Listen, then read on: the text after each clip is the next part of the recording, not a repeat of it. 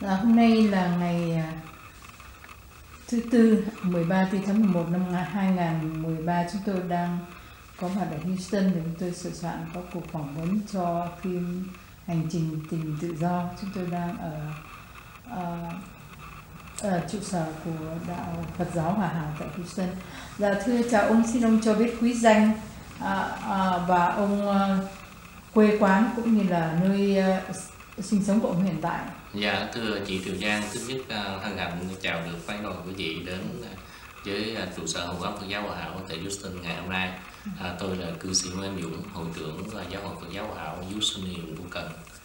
Quê thì ở miền Tây, ở Cù Lao trưởng. Ở đây ở Houston thì ở vùng Sugarland, Cá Sạc. Thưa anh thì anh có thể cho biết rằng anh đến Mỹ vào năm nào không? Tôi đến vượt biên thì tháng 5 1979.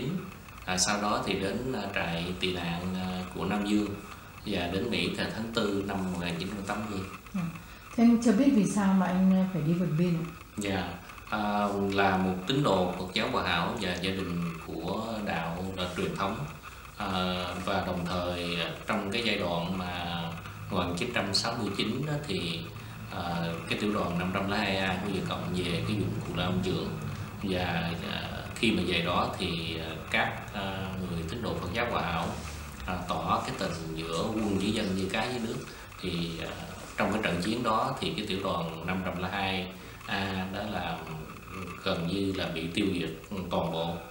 Thế nên đến 1975 đó thì sau khi hoàn toàn miền Nam bị ông Dương Văn Minh tuyên bố đầu hàng đó, thì Cù Lao trưởng là một trong những cái địa điểm mà cộng sản đi vô đó để chiếm được sau cùng nhất.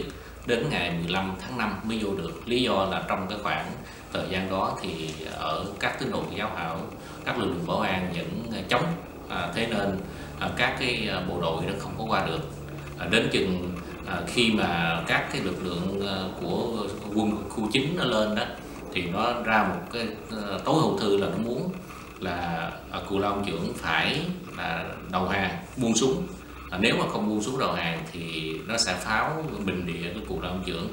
Từ đó thì các quý vị niên trưởng niên lão quyết định là đầu hàng, buông súng xuống. Rồi thì cái tiểu đoàn 502A đó bắt đầu tân lập lại và vô quân quản cái khu vực đó. Khi trong thời gian quân quản thì thật sự mà nói, gia đình chúng tôi và cũng như gia đình của những người trong đạo đó là bị nó bắt, có thể nói rằng nó trả thù một cách ghê gớm. Những cái cụ già lớn tuổi như ba tôi thì lúc đó là cũng lớn tuổi, nhưng mà cái tội là tại vì là cái người lãnh đạo và đồng thời có uy tín về trong đạo trong làng, thế là nó bắt đưa qua bên quận để mà nó giam mình. Tất cả những người mà đạo niên lão đều bị bắt hết.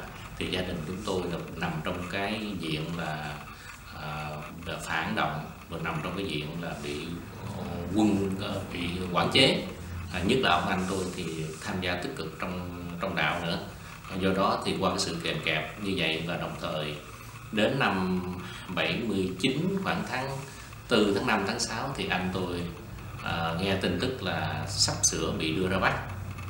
Do đó thì gia đình cảm nhận rằng không thể nào ở đây được trong một cái hoàn cảnh khó khăn mà vô cùng nghiệt ngã, do đó mà quyết định đã ra đi. Thế gia đình đi bằng phương tiện nào gì? Dạ, thì thưa chị Triều Giang, một cái điều rất là những người mà đi ra tàu đó, khi mình đã ở đây đó, mình đi qua về đại dương, mình thấy những chiếc tàu to, những chiếc tàu lớn nó mới chịu những cái cơn sóng dữ. Nhưng mà chúng tôi đi bằng những cái chiếc tắc ráng.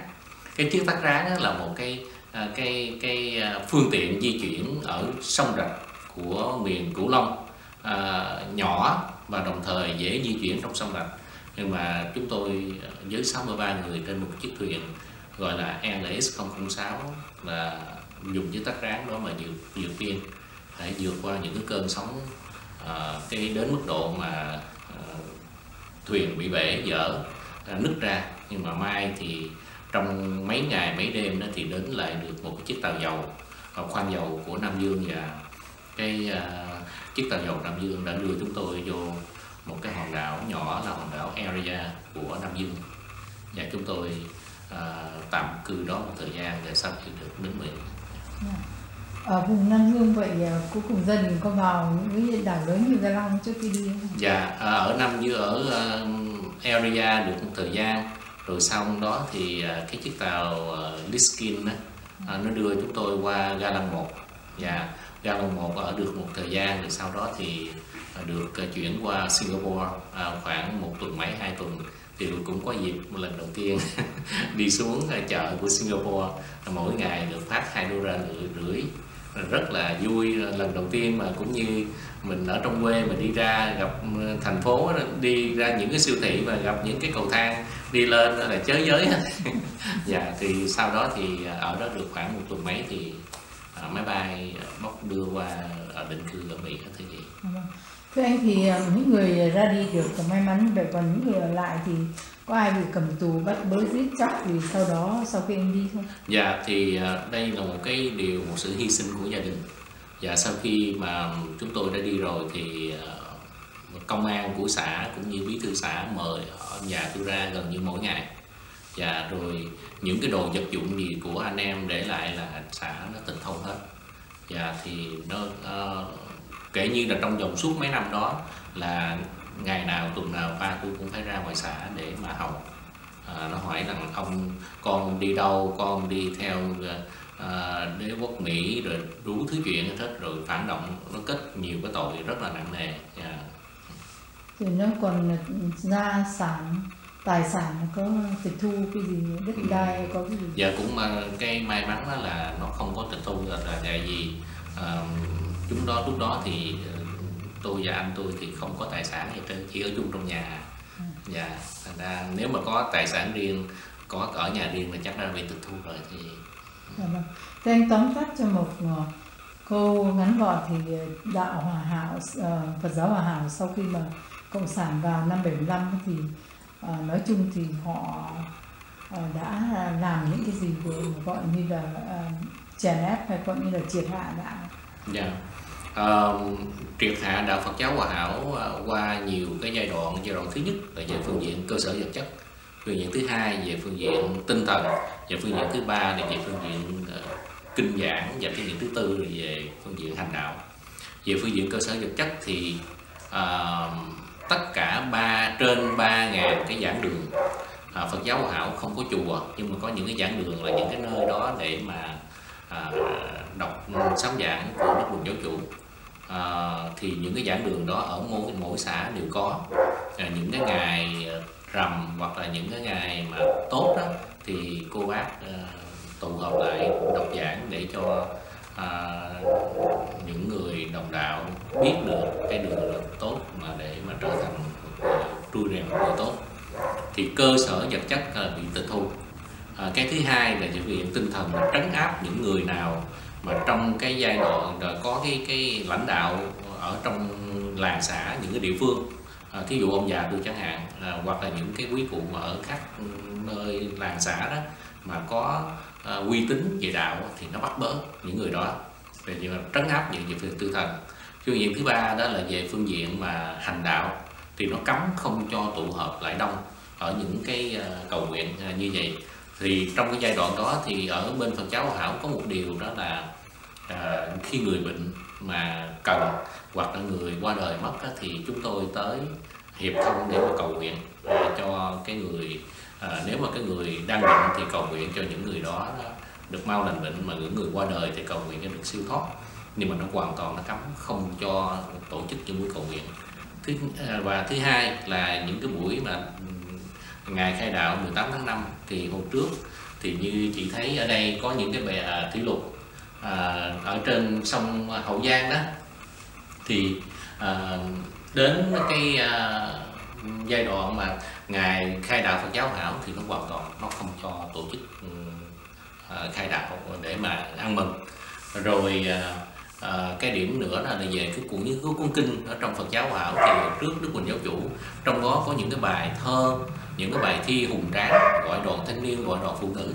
Thí dụ như gọi đoàn thanh niên là về thanh niên là rường cột của nước nhà, hoặc là gọi đoàn phụ nữ, ngày gọi là cả kêu phận gái má hồng đem son phấn điểm tô tổ quốc.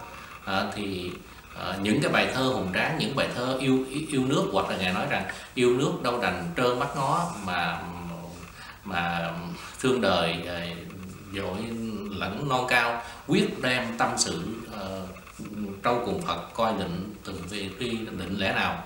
Thì đó là những cái bài thơ mà gắn liền với quê hương dân tộc. Thì tất cả những cái đó, những cái bài thơ hay đối với đất nước quê hương dân tộc đều bị cắt hết. Thì cuốn cái sấm giảng ở đây Mai Phước thì chúng tôi qua ra hải ngoại còn giữ được cái bản chánh, nhưng mà còn cái bản phụ thì ở Việt Nam bây giờ nó cắt còn mỏng nhánh thôi. Dạ. Những cái bài mà về chiến khu của ông Hồ Nguyên phỏng vấn Đức Quỳnh Giáo Chủ là thế nào là một người cách mạng mà đạo gắn đời với nào, thì Đức Thầy trả lời rất là thâm thúy, nhưng mà những cái đó là nó cắt hết. Dạ, nó cắt hết. Thì nói chung đạo Phật giáo Hòa Hảo bị chèn ép về cả 4 phương diện. Và về phương diện cơ sở vật chất, tinh thần, về phương diện hành đạo, và phương diện về trong kinh sám cũng bị luôn. Và bị bắt, bị giết thì thật sự mà nói cái con số đó thì không có tính được. Nhưng mà từ xa 1975, cái lúc mà thời kỳ quân Quảng đó, thì riêng cái xã Nhân Mỹ không đó là cái số bị bắt là trên cả 100 người. Rồi trong cái thời gian bị bắt đó, thì lên ở trên quận huyện đó thì nó đánh đó chị, nó đánh xong rồi đó là nó nói rằng cái người này bị bệnh, thì một thời gian đem về là đem chôn thôi. Thì còn riêng cái xã Nhân Mỹ không là trên cả 100 người đều bị cái chuyện đó. Rồi chưa kể trong cái thời gian quân Quảng đó, nó bắt những người trong đạo. Thì cái tiểu đoàn 502A đó thì có những cái người nữa là nó quyết định là nó đem những người đó bằng đêm á, nó bắn chở cỡ khoảng 2-3 giờ khuya. Thì nó bắn lên là nó nói những người này chạy trốn vượt ngục. Nó kêu mấy người này chạy xong rồi nó bắn. Đó là cái thời kỳ quân Quảng thật sự là một thời kỳ mà là sống như một cái địa ngục trần gian ở đối với cái vùng của Phật giáo Hòa Hảo. Thời gian kéo dài bao lâu? Và thời gian kéo dài cũng khoảng gần 2 năm. Thế thì khi mà họ bắt đi, họ bỏ tù thì họ nói các quý vị đây tội gì? Rất là dễ dàng trở lại cái vấn đề đối với Cù Lao ông trưởng đó, là cái trận đánh mà chưa từng có trong chiến sử của quân đội Việt Nam Cộng Hòa, thể hiện cái tình quân dân như cá với nước đó. Thì cái tiểu đoàn 502A trở về lời cái dùng của ông trưởng và nói một câu, tôi nhớ rằng đó là cái người chính ủy của cái tiểu đoàn nói rất rõ là năm 69 tiểu đoàn tôi về đây, quý vị đã hợp cùng với lại chính quyền cũ mà hợp tác với nhau để tiêu diệt tiểu đoàn tôi. Bây giờ đáng lẽ đó chúng tôi sẽ đổ quý vị xuống biển hết, nhưng mà vì khoan hồng thành ra để quý vị ở đây. Thành ra một cái kết luận rất rõ ràng là đối với lại cái quân của Cộng sản Việt Nam thì đối với Phật giáo Hòa Hảo thì không có kêu bằng như là nước với lửa. Thành ra bên bển kết luận một điều là thứ nhất là tại vì năm 1947 thì Việt Minh, ông Bửu Vinh với lại Trần Văn Nguyên đó hãm hại Đức Quỳnh Giáo Chủ ở Đồng Tháp. Rồi sau này thì từ đó tới sau này thì cái sự mà đụng chạm nhau giữa Cộng sản với lại người tín đồ Phật giáo Hòa Hảo đó là lúc nào từ nơi từng lúc. Chứng minh là năm 1968, lúc đó là Mậu Thân, thì 28 tỉnh thành của miền Nam từ ở ngoài Bến Hải đi về tới Cà Mau thì chưa có một cái tỉnh nào mà không bị tấn công, bị pháo kích. Nhưng chỉ có An Giang là vùng đất Phật, không có một viên đạn nào được vô hết trơn. Lý do là tại vì khi mà các cái điềm chỉ viên hoặc liên lạc viên mà của Việt Cộng mà đưa về gần vùng này thì tất cả đều bị tín đồ Phật giáo Hòa Hảo phát hiện và báo cáo cho chính quyền miền Nam Việt Nam của mình là bắt hết. Do đó mà Việt Cộng không có đạt được một cái nằm vùng ở trong cái vùng Phật giáo Hòa Hảo. Thì từ chỗ đó mà nó tạo thêm một cái sự hận thù. Và chính vì những người đó mà khi mà người ta trở lại mà là nắm quyền sau 55 thì cái thù hận đó nó gia dẫn thêm là tất cả những cái đó đều nó đổ lên vai của người tín đồ Phật giáo Hòa Hảo. Và nó kết luận một điều là là chống lại nhà cầm quyền cộng sản Việt Nam và phản động đủ thứ tội để nó trồng lên trong cái cổ của người tín đồ Phật giáo. Nói chung là họ trở về để trả thù. Trả thù, dạ, trả thù về phương diện thứ nhất là cái dùng của Phật giáo Hảo. Người Việt Minh đó, từ Việt Minh cho tới Việt Cộng sau này đó, không có đặt cái chân vô được. Cái điểm thứ hai trả thù là tại vì những người cán bộ mà đi theo Việt Minh từ mùa thu rồi ngày 23 ngày 145 đó, thì có những người cán bộ mà sau này đã ngày 175 mới về đó, đến mấy chục năm cũng không về cái vùng Cù Long chữa được. Tại vì vừa về tới là người trong Phật giáo Hảo biết là cái người cán bộ sắp về thì bị bắt, thành ra do đó có những người mà mấy chục năm không trở về được. Thành ra khi mà trở về được rồi thì người ta rất là hận, nói là tại vì Phật giáo Hòa Hảo nên chúng tôi đã phải rời bỏ hương, không có trở về để mà lập những cái chốt, những cái trạm mà giao liên ở vùng này. Thành ra cái hận thù nó triền miên. Anh thì chúng tôi xin phép được anh giải thích cho biết là đạo Phật giáo Hòa Hảo của mình đã được thành lập vào năm nào, bởi ai và mục đích là để làm gì? Dạ thưa chị, như chị thấy ngày 18 tháng 5 năm Kỷ Mão, tức thầy nói là vì thời cơ đã đến, Lý Thiên Đình hoạch định cuộc nguy cơ thảm họa khắp Tràng Lan. Do đó ngày 18 tháng 5 năm Kỷ Mão là cái ngày Đức Huỳnh Giáo Chủ khai sáng nền đạo Phật giáo Hòa Hảo. Mà có cái điểm này rất là dựa vô cái âm lịch với dương lịch đó, ngày 18 tháng 5 năm Kỷ Mão thì nó rơi vào ngày July 4 năm 1939 và là ngày lễ độc lập của Hoa Kỳ, được khai sáng bởi Đức Huỳnh giáo chủ, mà tên của ngài là Huỳnh Phú Sổ, mà thân sinh của ngài là Đức ông Huỳnh Công Bộ và bà Lê Thị Nhậm. Thì đạo Phật giáo Hòa Hảo ra đời vì những lý do sau đây. Điểm thứ nhất là cái dân của miền Tây á, thì từ ở miền Trung đi vào. Chị nhớ mình dân miền Tây đó là do dân ở từ miền Trung đi vô rồi dân hai huyện của Sài Gòn và Gia Định. Thì khi mà về đó xong rồi là chúa Nguyễn mà đưa ông ngài Họ Hầu mà lấy được hai cái vùng của Long Xuyên Châu Đốc từ Nặc Ông Chân, Nặc Ông Lạc, hai anh em đánh nhau thì chúa Nguyễn đưa ngài Họ Hầu đi giúp, thì ông hai người đó giải quyết được xong thì mới cho cái vùng đất này ở cho bên chúa Nguyễn, thì đưa cái dân ở ngoài mình đi giao đây. Cái điểm thứ hai nữa là người Minh Hương. Minh Hương là có nghĩa là gì? Tức là những cái người mà phản thanh phục Minh, là Minh có nghĩa là nhà Minh, mà Hương là quê hương, là gồm như ông Mạc Cửu và đặt ở vùng ở Hà Tiên. Thì cái vùng của miền Tây thấy thật sự mà nói là một vùng sôi đậu lắm, nó pha trộn những cái sắc dân của miền Trung mình đi vào, và dân cũng như dân di cư rồi đi vào miền Tây đó thì lại là dân người Tàu, người Minh Hương, rồi dân ở Chân Lạp là người Campuchia, rồi nước Phù Nam, Ốc Eo nữa. Thì chị thấy nó pha trộn 4 năm cái nền văn hóa. Khi pha trộn 4 năm cái nền văn hóa đó thì cái Phật giáo nó bị lai. Khi Phật giáo bị lai rồi đó thì cái đoàn người du mục này đó đi vô trong các cái vùng định cư để mà khai khẩn đất quan. Thì đây là một cái điểm mà Phật giáo Hảo mà Đức Huỳnh Giáo Chủ ra là để nhấn mạnh. Khi vô những cái vùng đó rồi đó thì những cái đoàn người đi vào đó thì có những cái người đó kêu bằng ông thầy cúng. Người ông thầy cúng có nghĩa là gì? Những ông này đó ông làm biếng ông nói, ông bài ra, vẽ ra, ông nói bây giờ cái vùng đất này quý vị mà muốn canh xanh sôi nảy nở chỗ tốt đẹp là phải cúng. Bây giờ cúng ổng là bây giờ tôi đứng ra tôi nguyện vái mấy ông cúng con gà, rồi bao nhiêu tiền, rồi bao nhiêu xì rượu, thì ổng đứng ra ổng vái trên trời dưới đất. Thật sự mình đâu biết ổng vái cái gì. Thì lần hồi cái triết lý của Phật giáo nó bị pha trộn đi vào trong vấn đề mê tín dị đoan. Rồi ngoài cái chuyện đó ra nữa đó thì những cái người mà đi trong cái đoàn đó cướp bóc.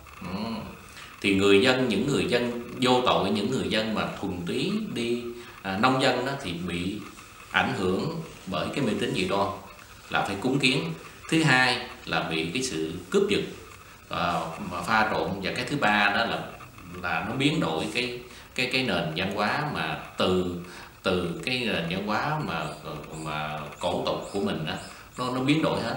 Do đó thì ngày 18 tháng 5 Đức Phật Chân Chủ ra đời để xiển dương cái giáo lý của Phật giáo. Thành ra Ngài mới dạy rằng ta thừa dân sắc lệnh Thế Tôn khắp hạ giới truyền thay đạo pháp, có nghĩa là Ngài giữ cái chánh pháp của Đức Thích Ca Như Lai Mâu Ni mà xuống dưới thế gian để mà giữ được cái chân truyền của giáo lý của nhà Phật. Do đó có nhiều người hỏi cái khác biệt giữa Phật giáo và Phật giáo Hòa Hảo như thế nào. Căn bản không có khác, nhưng mà tại vì Đức Phật bảo rằng là bình đẳng, nhất thiết chúng sanh đồng gieo hữu Phật tánh, nên là mọi người đều bình đẳng như nhau. Thành ra cái tinh thần của Phật giáo nó hòa hợp với tất cả các mọi người. Do đó các Phật giáo ở Ấn Độ mà đi vào ở mỗi nước Sri Lanka, Thái Lan, Nhật Bản, rồi Lào hay là Campuchia đó, thì mang cái sắc thái của mỗi sắc thái của một đất nước đó. Ví dụ Phật giáo mà đi vào Nhật Bản thì nó biến thành kiếm sĩ đạo, thần đạo. Thành ra nhiều khi nó pha trộn một cái phong tục, không có tạo một sự mà đối kháng, mà tạo một sự hòa hợp. Từ chỗ đó mà Phật giáo đi từ miền Bắc đi vào Trung và đi vào miền Tây thì đổi thành là Phật giáo Hòa Hảo. Thì cái Phật giáo Hòa Hảo của miền Tây có một điều rất là hay là như hồi nãy chị hỏi cái địa danh của chữ Hòa và chữ Hảo. Thì thưa chị, Phật giáo là cái lời dạy của Đức Phật. Chữ Hòa ở trong cái lục hòa của nhà Phật á, thì cái chữ Hòa nó gồm có cái chữ cái chữ khẩu và cái chữ ngũ cốc, tức là mình làm sao trên con đời của mình đó là ăn để mà sống. Thì cái sự ăn đó là mình phải hòa hợp với mọi người, mình cảm nhận được ơn đời ơn người cho mình cái thức ăn, và khi mình có được cái thức ăn để mình sống này thì mình phải chia sớt hòa hợp với mọi người. Thì đó là một cái tinh thần hòa về phương diện bình thường, về phương ăn mặc. Nhưng mà còn cái chữ hòa, bởi vì bây giờ chị thấy ông Al Gore tại sao ông đạt cái giải Nobel hòa bình về cái greenhouse, tại vì ông muốn làm sao cho thiên nhiên đừng có bị phá. Thì cái tinh thần của chữ Hòa Phật giáo Hòa Hảo nó cũng nằm ở chỗ đó, có nghĩa là hòa hợp với thiên nhiên, không phá hoại thiên nhiên, không phá rừng, không phá những cái gì mà của thiên nhiên có nghĩa là hòa với vũ trụ của luật trời. Có nhiều người hỏi luật trời là cái gì? Luật trời có nghĩa rằng thiện, luật trời có nghĩa rằng hòa bình, luật trời có nghĩa rằng không có cái ác, luật trời có nghĩa rằng mọi người không có chiến tranh, luật trời có nghĩa rằng mọi người không có mang sự đau khổ. Thành ra cái chữ Hòa của Phật giáo Hòa Hảo có nghĩa là hòa với trời đất, hòa với cả vũ trụ. Do đó là có chữ Hòa. Chữ Hảo là có cái tình giữa mẹ với con, mẫu tử. Thì cái chữ tử với lại cái chữ mẫu, chữ mẹ đó, hai cái đó có này đẹp quá, nó vô đẹp, chị thấy không? Chuối mẹ già như chuối ba hương, mà như xôi nếp ngọt như đường mía lau. Thành ra cái tình mẫu tử nó đẹp vô cùng. Do đó cái chữ Hảo có nghĩa là hòa trong tư tưởng, mà hòa trong cái sự đời, và hảo trong ý nghĩa, trong tư tưởng. Thành ra cái chữ Hòa Hảo của Phật giáo Hòa Hảo, ngoài cái chữ Hòa Hảo trong cái đời sống bình thường, nó còn đi xa hơn nữa đối với là thiên nhiên và vũ trụ. Thưa anh, thì trở về những cái ngày tháng xa xưa đó thì Phật giáo có tham gia gì trong cái công việc kháng chống Pháp để mà lấy cái độc lập cho quốc gia Việt Nam không? Dạ, đây là một cái điểm mà cũng nói lên cái tinh thần Phật giáo dấn thân. Mà cái tinh thần Phật giáo dấn thân này nó xuất phát của đời Trần, mà đời Trúc Lâm Nguyên Tử là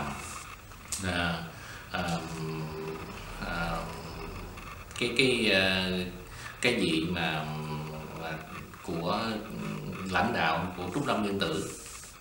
Thì Trần Nhân Tôn thì khi cái vị này ra đời đó thì vị này đi tu, nhưng mà sau đó thì khi mà quân Nguyên nó tấn công đất nước Việt Nam thì các cái nhà vị này đó đi ra để mà kháng chiến qua cái hội nghị Dân Đồng, hội nghị Dân Hồng và hội nghị Bình Thang. Thì nếu mà cái thời kỳ đó mà theo tôi nghĩ nha, cái hội nghị Bình Thang là hội nghị giữa các cái người thân dương ở trong đời nhà Trần hợp lại với những người đi tu. Nếu mà cái thời kỳ đó mà người ta hỏi rằng thế nước chiến lấy gì ta chiến chinh đó, thì nếu mà các cái vị này nó nói là đi tu, thì tôi nghĩ rằng đất nước Việt Nam mình không có được 3 lần để chiến thắng Quân Nguyên, mà ngược lại thế nước yếu lấy gì ta chiến chinh, đều nói chữ hy sinh. Thành ra cái tinh thần Phật giáo hy sinh nó là cái tinh thần Phật giáo nó hòa hợp trong cái đất nước của Việt Nam của mình mà với cái tinh thần của Trưng Triệu. Thời xưa thì Nhật Nguyệt công chúa giống như Phúc Khánh công chúa của ở chùa Dâu, chùa ở Trấn Quốc, mà để tham gia vô Bà Trưng Bà Triệu để mà kháng chiến chống với lại quân Tàu, và mỗi thời kỳ đó Phật giáo đều dấn thân. Do đó đến năm 1000, khi mà Pháp nó đã qua cái hòa ước Quý Mùi và ước Giáp Thân 1865-64, nó đã vào để nó chiếm ở miền mấy tỉnh miền Đông rồi đó, thì Đức Phật Thầy Tây An, Đức Phật Thầy Tây An tức là Ngài Đoàn Minh Nguyên, thì đó là tiền thân của Phật giáo Hòa Hảo, là Ngài đã có những cái đại đệ tử như Ngài Quan Thượng Đản Đại Thần Nguyễn Đức Trực và Đức Cố Quản Trần Văn Thành là chiến khu Bảy Thưa. Thì những cái vị đó là những cái vị mà đứng ra để mà kháng chiến chống Pháp của cái thời kỳ 1800 mấy. Thì khi cái thời kỳ đó 1800 mấy thì có lãnh đạo là Đức Phật Thầy Tây An, rồi Đức Phật Trùm, Đức Bổn Sư Ngô Lợi, Đức Sư Giải Bán Khoai. Thì Phật giáo Hoàng Khai Ngũ Hệ, tức là cái đời thứ 5 là đến Đức Quỳnh Giáo Chủ. Thì Đức Quỳnh Giáo Chủ ra đời năm 1939, thì bước qua một cái giai đoạn mới là 1939, thì cái giai đoạn đó vừa chống Pháp mà vừa phải chống Việt Minh. Cái thời của Đức Vũ Sư Kỳ Hương ấy, thì chỉ có thuần túy chống Pháp thôi, theo cái phong trào Cần Dương của vua Hàm Nghi. Nhưng mà đến cái thời kỳ giai đoạn 1939 thì của Phật giáo Hảo lại bước qua một trang sử mới, vừa ngoại xâm mà vừa nội thù, tức là vừa chống Pháp và vừa chống Việt Minh. Chống Pháp là để bảo toàn cái lãnh thổ, và chống Việt Minh để chống cái sự mà vô thần. Do đó cái lực lượng của Phật giáo Hảo là khai triển từ cái tu tứ ân mà trở thành có phát triển thêm một cái lực lượng mới là lực lượng võ trang của lực lượng Phật giáo Hảo, để một mặt vừa chống Pháp vừa bảo vệ cho đất nước ở vùng cái an toàn của cái vùng lãnh thổ Phật giáo Hảo. Và cái lực lượng võ trang đó sau này được hình thành có hệ thống tổ chức hơn nữa, thì biến thành gọi là Bảo An Đoàn, hay người ta nói nôm na gọi là Bảo Quốc An Dân. Thưa anh, thì khi mà ông Hồ Chí Minh năm 1911 mà ông bôn ba sang Pháp rồi, bị trước hết là muốn đi tìm học ở trường Bảo hộ Đông Dương, không, sau đó thì không được nhận vào, thì ông có đi khắp nơi đó. Thì theo sử sách nói đó, thì ông ấy ở Pháp vào thời gian là một trong những người coi như là dựng lên cái Đảng Cộng sản Pháp, rồi đi sang Nga học Stalin, Lenin vân vân. Nhưng mà theo sách sử nói đó thì ông chính thức về cái biên giới của Việt Nam và Tàu đó là năm 1941. Vậy thì cái ảnh hưởng của bên Cộng sản ở miền Nam mình ở đâu tới, và tại sao đó là những năm 1939 mà Đức Huỳnh Giáo Chủ đã có một cái tư tưởng hoặc là có cái tổ chức và cũng như là có những cái quân đội để mà chống lại cái Việt Cộng. Tôi nói gọi lại là cái ảnh hưởng của Cộng sản lúc đó ở miền Nam nó đem từ đâu tới và những năm từ năm nào, và nó sẽ ảnh hưởng như thế nào? Dạ thưa chị, thì ông thân sinh của ông Hồ Chí Minh là ông Nguyễn Sinh Sắc, là chôn ở Đồng Tháp. Dạ. Thành ra cái giai đoạn mà ông Nguyễn Sinh Sắc là thân sinh của Hồ Chí Minh đó đã đi vào miền Nam rất là lâu, có thể nó phải nói mà trước 1939. Thành ra trong cái giai đoạn mà cuộc phát động của Việt Minh, không tôi là Việt Nam cách mạng Đồng Minh Hội, thì cái thời kỳ đó là cái thời kỳ nó có trước của 1939 luôn. Do đó mà các cái lãnh đạo của Cộng sản Đông Dương đó, thì cái thời kỳ đó phải thật sự mà nói có nhiều người, thí dụ Phạm Văn Bạch là người gốc ở Châu Đốc, thì ông đó là một cái người luật sư đi du học ở bên Pháp, nhưng mà Phạm Văn Bạch đó là tham gia trong cái phong trào của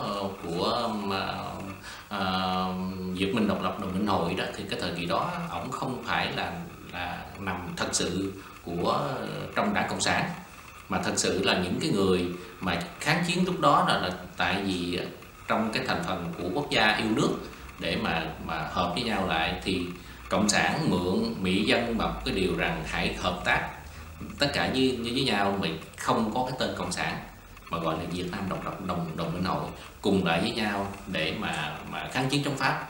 Do đó các nhà yêu nước mà của thời kỳ bấy giờ, mà những cái người mà có cái trình độ mà kiến thức cao đi học ở bên Tây về bị rơi vô tình trạng đó.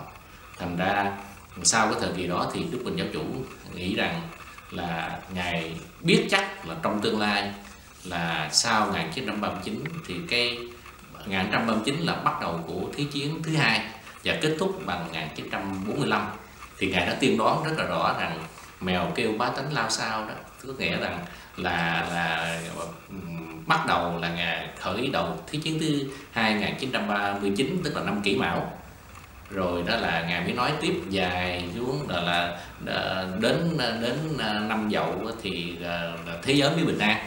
Mà Ngài còn tiên đoán nữa là Nhật không ăn hết nửa con gà, có nghĩa là Nhật đầu hàng vào tháng 8 của cái năm Dậu.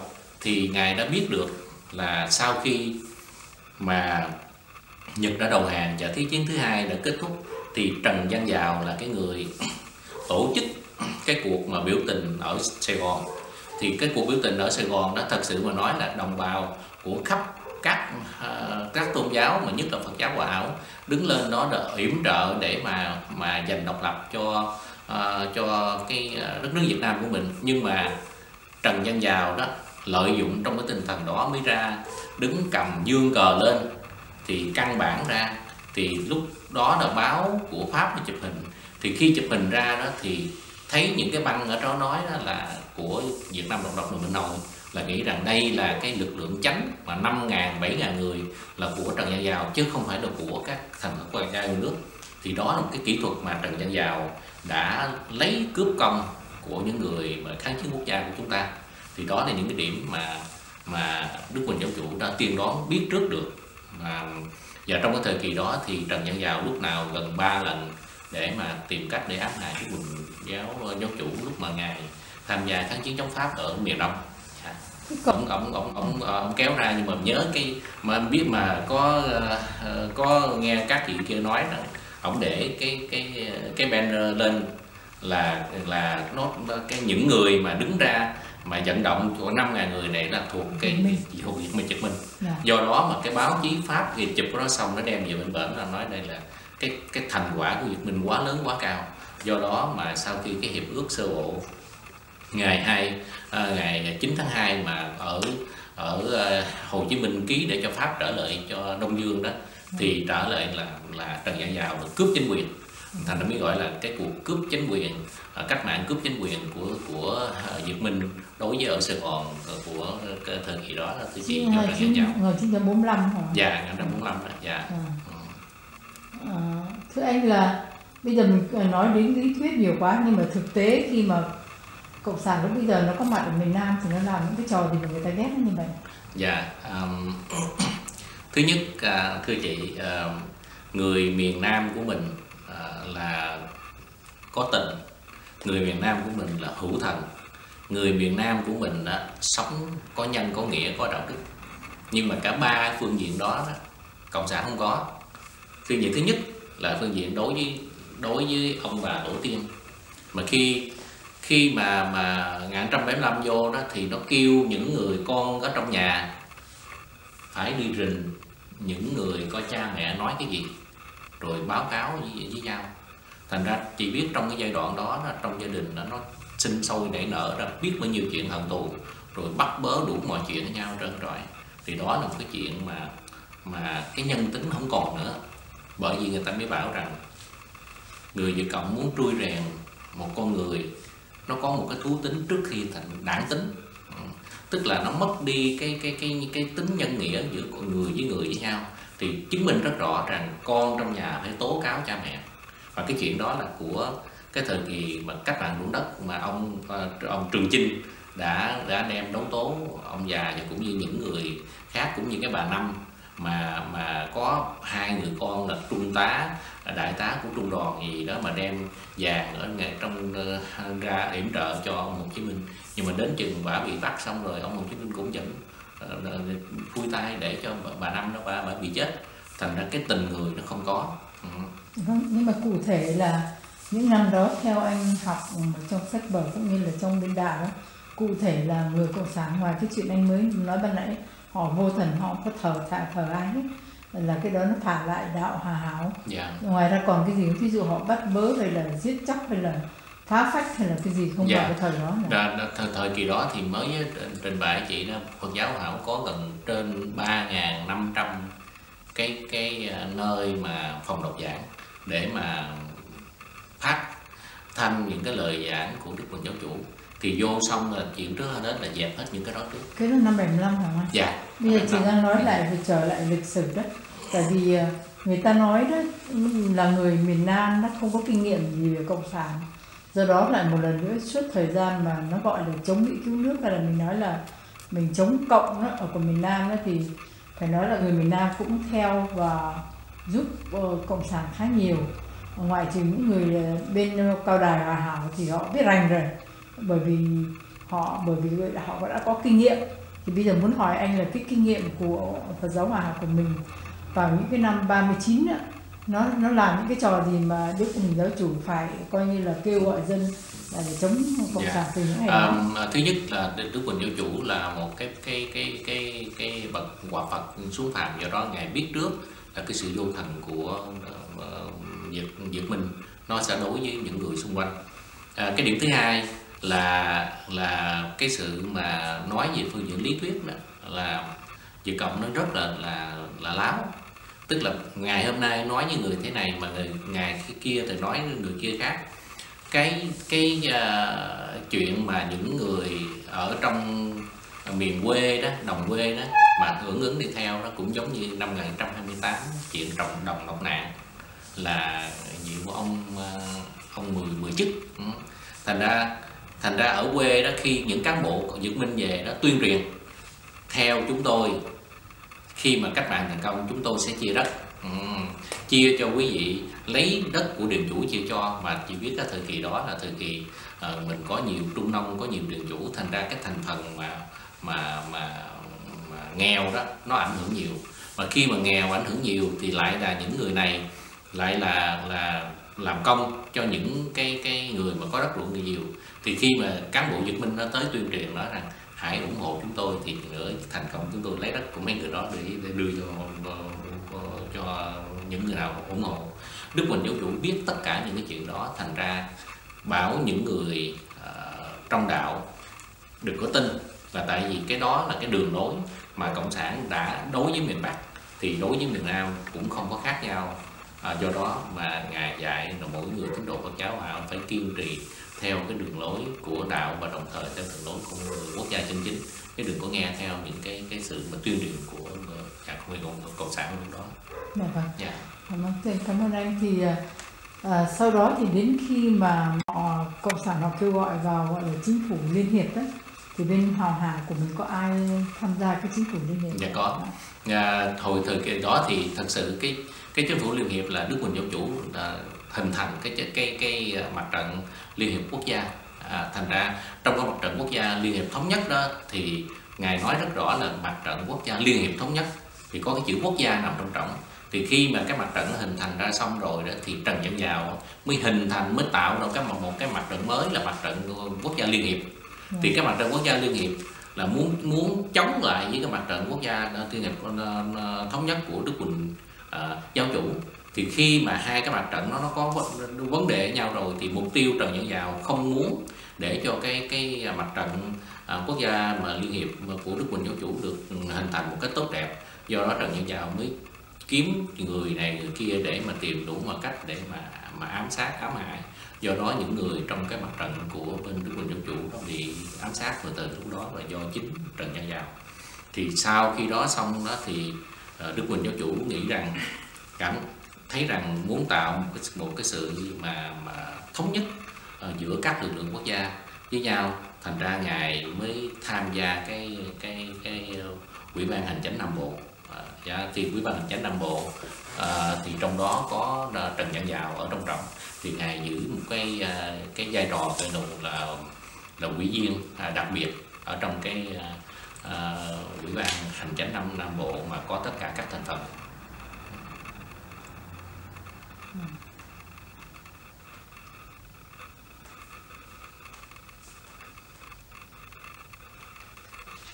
Thế em còn hỏi thăm anh là sau khi mà đất nước mình bị chia đôi đó và khoảng 1 triệu người dân miền Bắc đi vào miền Nam để đánh lại cộng sản, họ có đưa về vùng của Phật giáo Hòa Hảo không? Dạ thưa có. Riêng cái phần chỗ này thì xin mở quạt chút xíu là Đức Quỳnh Giáo Chủ biết trước là 1939, lúc đó cái hiệp định Geneva chưa có. Hiệp định Geneva là năm 1954, nhưng mà khi mà ký tên đó, Đức Quỳnh Giáo Chủ là chữ Quỳnh Phú Sổ, cái chữ S ngài viết cái gì và ngài lấy cái gạch đó ngài gạch ngang này.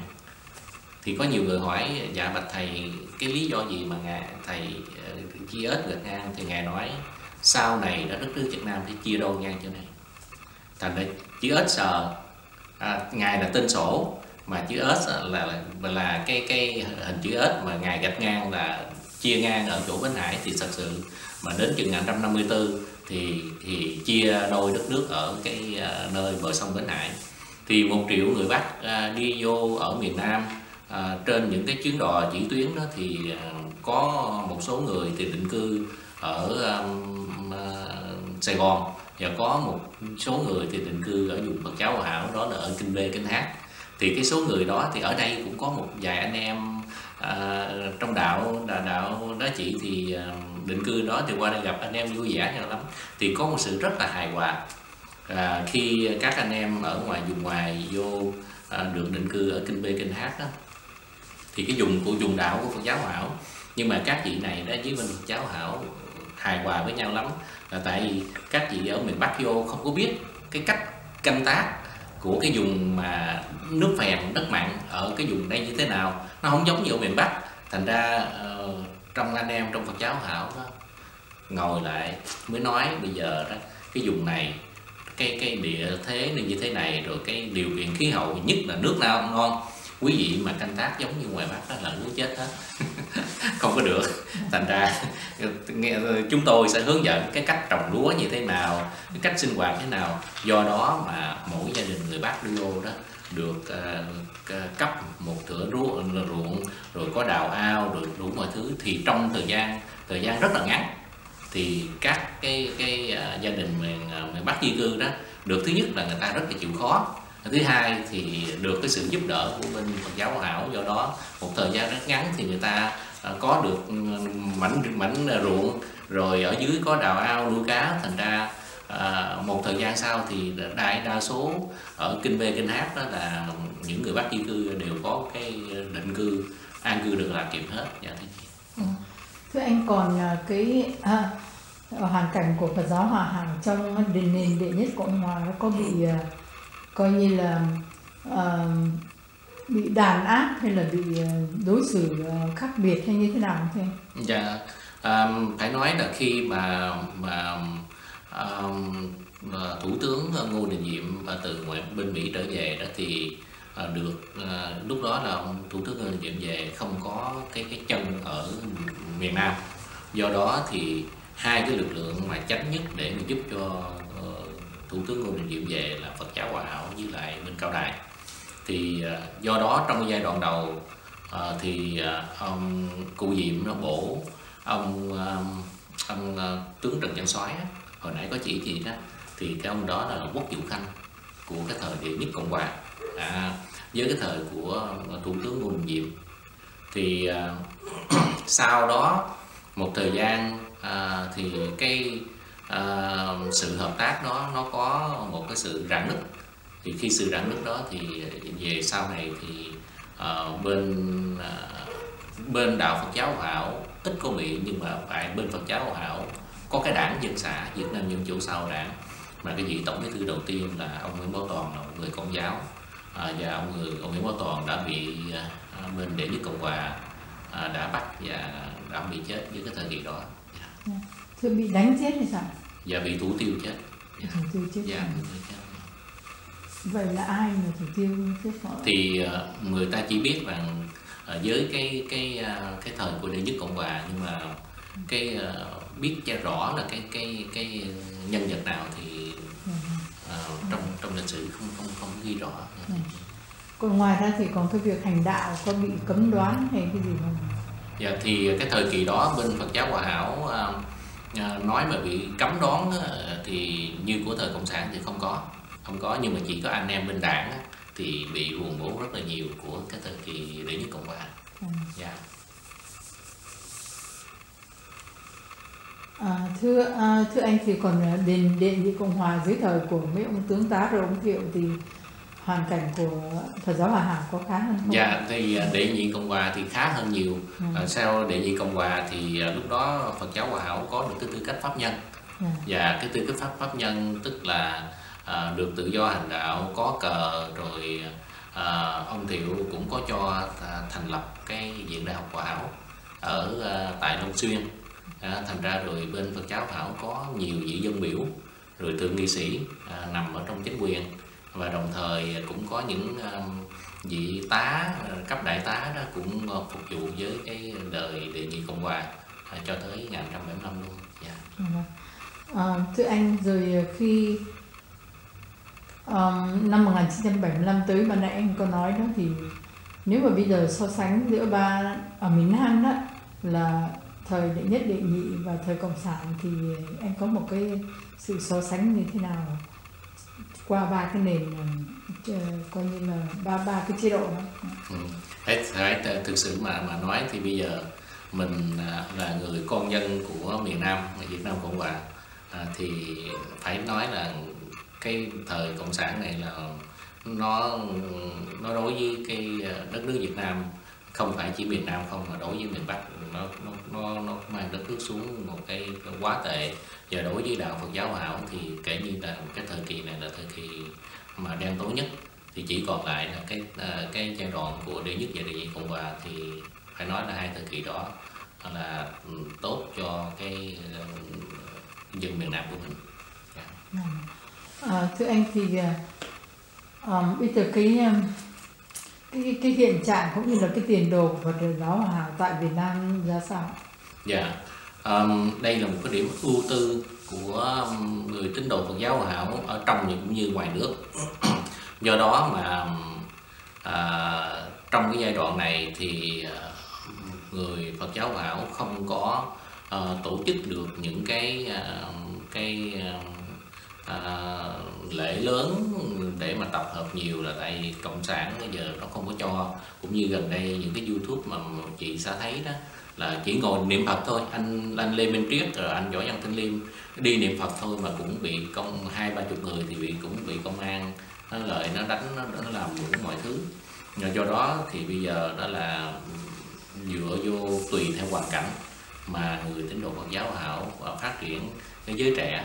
Thì trong giới trẻ chắc chị có biết tới là cái nhóm mà Tiểu Nhí, Tiểu Hoa Sen, bé Như Ý, bé Thùy Trang đó. Thì những cái em bé đó là những cái em bé mà lớn lên ở trong lòng của chế độ, nhưng mà các em đó cũng giống như gần vùng mà chẳng hôi sen vùng, lớn lên trong sự đau khổ, lớn lên trong cái sự mà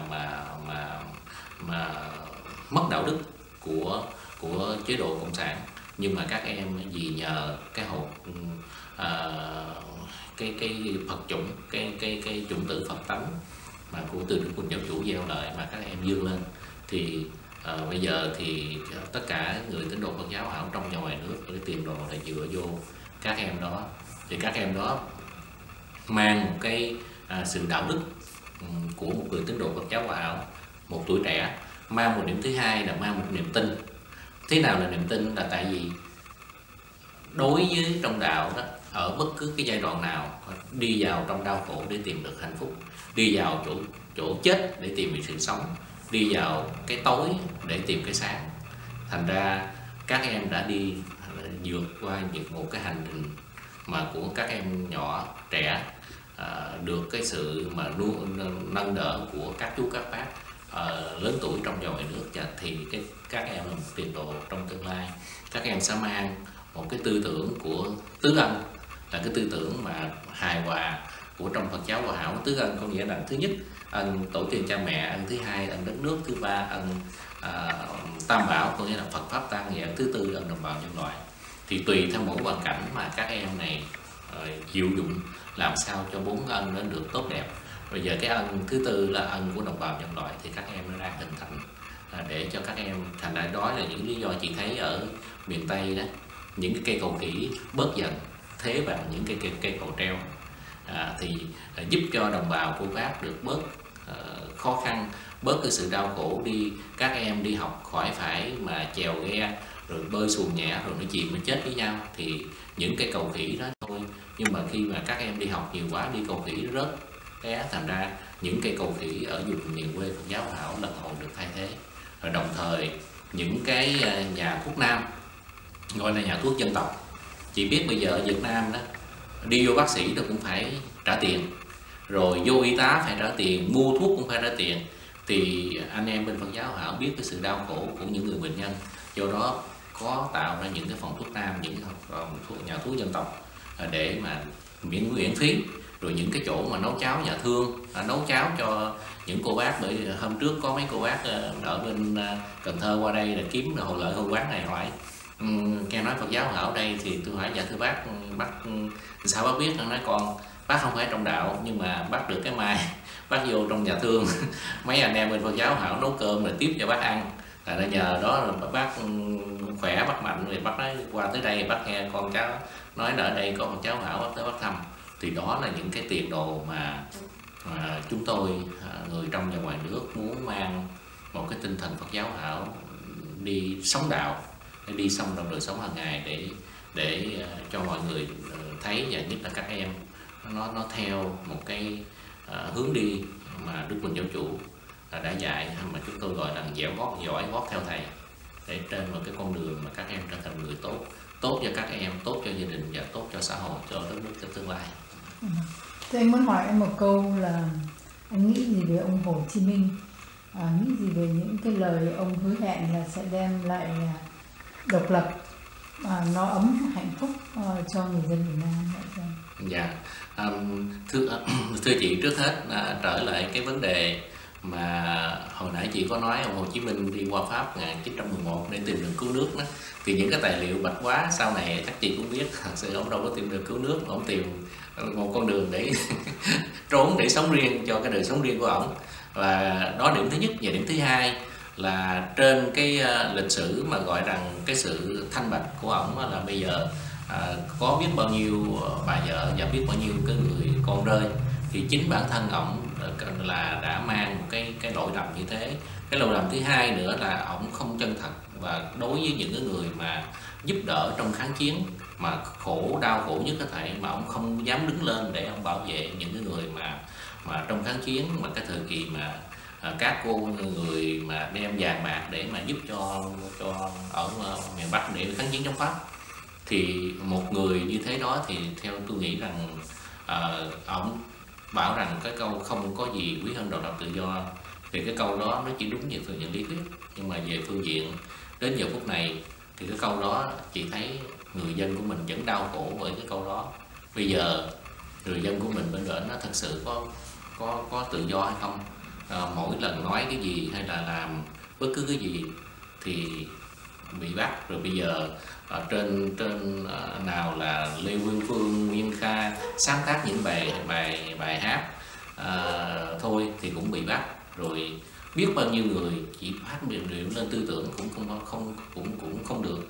Thì cái tư tưởng của ông Hồ Chí Minh và cũng như cái những người đi theo chân của ông đó, những cái vĩ nhân mình so sánh, thí dụ ông Lưu Mạc Tê Kiên, ổng mất năm 1965, chị thấy cái thành quả của ông bây giờ chúng ta mình được ngồi ở đây nói chuyện, mình được đi bầu, người phụ nữ đi bầu, là thành quả của ông rõ rệt. Thành quả ông Hồ Chí Minh không có gì quý hơn độc lập tự do, đến giờ phút này thành quả không có. Thành quả của ông Thánh Gandhi giúp cho Ấn Độ được độc lập tự do của nước Anh. Thành quả của ông tổng thống Mandela ở bên Phi Châu. Cái thành quả của ông sau khi ông đắc cử xong tổng thống rồi, ông mời cái ông mà tổng thống Mỹ Trắng đứng chung với ông để làm phó tổng thống.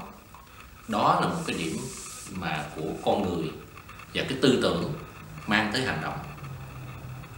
Sau một cuộc chiến tranh giữa Nam Bắc của Mỹ, ông tướng Lee và ông tướng Grant, ông tướng miền Bắc bảo rằng khi mà ông tướng Lee ra đầu hàng cấm tuyệt đối những người lính không có được mà reo hò hay là làm nhục chí của người lính miền Nam.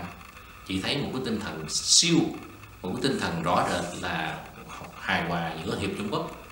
Do đó những người lính miền Nam bị thua trận, được những người lính miền Bắc của Mỹ này sau cái trận nội chiến giúp cho những người đó tốt.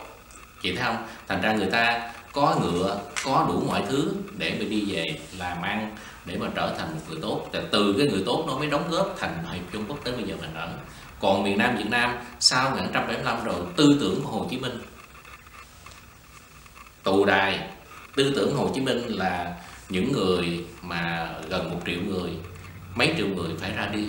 Tư tưởng của Hồ Chí Minh là đạo bị vùi dập. Tư tưởng của Hồ Chí Minh là đất nước bị đọ đài. Tư tưởng của Hồ Chí Minh là bây giờ là văn hóa. Chị thấy văn hóa đất nước Việt Nam, có người hỏi em ra học lớp 10, em xin cho chúng tôi biết rằng vua Hùng Vương là ai. Em nói dạ vua Hùng Vương là một trong mình đã 8 vị anh hùng Lương Sơn Bạc. Chị coi cái đất nước mà các em nó học lớp 10 mà nó chỉ thuần túy nó biết về truyện Tam Quốc Chí, về những cái truyện mà về Đại Hàn, phim Đại Hàn nó siêu luôn. Những cái nhân vật nào mà về mà cung phu này nọ đó, võ hiệp nó rất là rành. Còn những cái gì mà của lịch sử nó không biết. Cũng như cái chuyện mà ông Nguyễn Đình Chiểu, cụ đồ Chiểu về kháng chiến Cần Duộc. Chị thấy hỏi nói về cái đó nó không biết trời đất gì trơn rồi. Thành ra hỏi chị, tư tưởng của ông Hồ Chí Minh là như vậy thì làm sao đất nước phát triển? Và trong khi mình so sánh với những cái bậc vĩ nhân của tất những nước khác, cái tư tưởng người ta phát biểu vậy rồi cái hậu duệ người ta làm theo đúng, làm cho đất nước người ta vươn lên. Nhất là đất nước Hoa Kỳ, Ấn Độ, rồi Phi Châu cũng vậy. Phi Châu hồi xưa so với Việt Nam mình là quá tệ, nhưng mà bây giờ cái tinh thần của Mandela chị thấy không, tinh thần nó rất là hay. Thành ra bây giờ Phi Châu người ta vươn lên. Còn Việt Nam bây giờ 2013 vẫn còn đi lạc đẹt như này. Thì bây giờ so sánh là đất nước Việt Nam mình hồi trước 1975 là hơn Đài Loan, hơn Lào, hơn Campuchia, hơn Đại Hàn. Bây giờ chị thấy so sánh những nước Việt Nam mình so Đại Hàn thua xa, so Đài Loan thua xa. Chưa kể bây giờ so với Campuchia vì cái vấn đề dân chủ mình cũng thua với Campuchia luôn nữa. Rồi gần đây thí dụ như những anh em mà đi về Campuchia để mà vận động dân chủ này nó tự do, cũng như Campuchia bây giờ hai đảng vẫn đứng lên phát biểu này nọ, thành ra người dân được tự do chứ không. Còn Việt Nam không. Thì hỏi chị, tư tưởng Hồ Chí Minh nằm ở đâu? Dạ. Dạ thưa, có điều gì anh cần phải nói xin cho một lời cuối. Chị trước nhất thì là một người tín đồ Phật giáo Hòa Hảo, là một người công dân đối với miền Nam, cũng như một người dân mà định cư đất nước Hoa Kỳ. Đi đến đâu người tín đồ Phật giáo Hòa Hảo có cái ân thứ hai là ân đất nước, và ân thứ tư là ân đồng bào và nhân loại. Do đó luôn luôn lúc nào cũng mang ơn đối với những người mà đã cưu mang chúng ta, và đồng thời những người xung quanh, thí dụ như chị cũng như tất cả các mọi người xung quanh, chúng tôi đều coi là những người ơn. Những cái thành quả của các chị về văn khố truyền nhân đóng góp, nó sẽ mang lại cho thế hệ mai sau một cái nhìn mà người ta gọi rằng sống sau dồn sống trước, hậu bối nối tiền nhân, để cho các em thấy rõ rằng vì sao mà các em được ở đây, vì sao các cha mẹ các em bị đau khổ, và chính vì sự đau khổ và chính chỉ vì sau đó để các em không phải hận thù mà các em thay đổi, không lặp lại những cái sự đau khổ của lịch sử mà các tiền nhân đã đi qua. Và trong cái tâm tình đó thì mong rằng các em phải vươn lên. Cái vươn lên của các em đó là cái tiền đồ mà đất nước Việt Nam chúng ta đang chờ, mà chắc chắn cái tiền đồ đó các em sẽ làm được. Tại vì cái tinh thần cần cù của người Việt Nam, cái tinh thần hiếu học và cái tinh thần mà uống nước nhớ nguồn sẽ giúp cho các em sau này là một cái thế hệ tương lai, thế hệ 1,5, thế hệ thứ hai. Những thế hệ đó nó sẽ giúp cho các em vươn lên, mà đó là một người Việt Nam. Và tại vì khi ra ngoài các em phải thấy rõ rằng các em không có đổi được mái tóc, các em không đổi được đôi mắt, các em không đổi được mũi, thì các em chỉ nói được ngôn ngữ tiếng Anh một cách lưu loát, nhưng mà các em những cái này các em vẫn còn. Do đó các em phải tự hào là một người Việt Nam. Tại vì người Việt Nam khi tự hào người Việt Nam đối với nước Hoa Kỳ, người Việt Nam trong cái đất nước Hiệp Trung Quốc, nó sẽ giúp cho các em được vươn lên, và cái sự vươn lên đó nó sẽ làm cha mẹ cho các em được hãnh diện trong tương lai. Và khi các cha mẹ các em được hãnh diện thì cái đó là một cái phước đức lớn. Dầu tôn giáo nào cũng vẫn ca ngợi trong cái tinh thần mà hòa hợp, trong cái tinh thần mà chịu khó, và trong cái tinh thần thương mọi người, trong cái tình nhân ái đối với tha nhân. Xin chân thành cảm ơn anh đã bỏ thì giờ cũng như là hỗ trợ hội rất nhiều trong những cái công việc mà hội đã làm trong gần 10 năm vừa qua, trong cái tinh thần cũng như anh nói là mình coi như đóng góp với nhau, giúp đỡ nhau ở trong cái tinh thần hòa hảo, để cho mọi kết quả đều tốt đẹp cho cộng đồng của chúng ta và đất nước chúng ta. Chúc được hội được luôn nào là thăng tiến và được sự ủng hộ của khắp các nơi ở trên thế giới. Dạ thưa chị. Cảm ơn anh.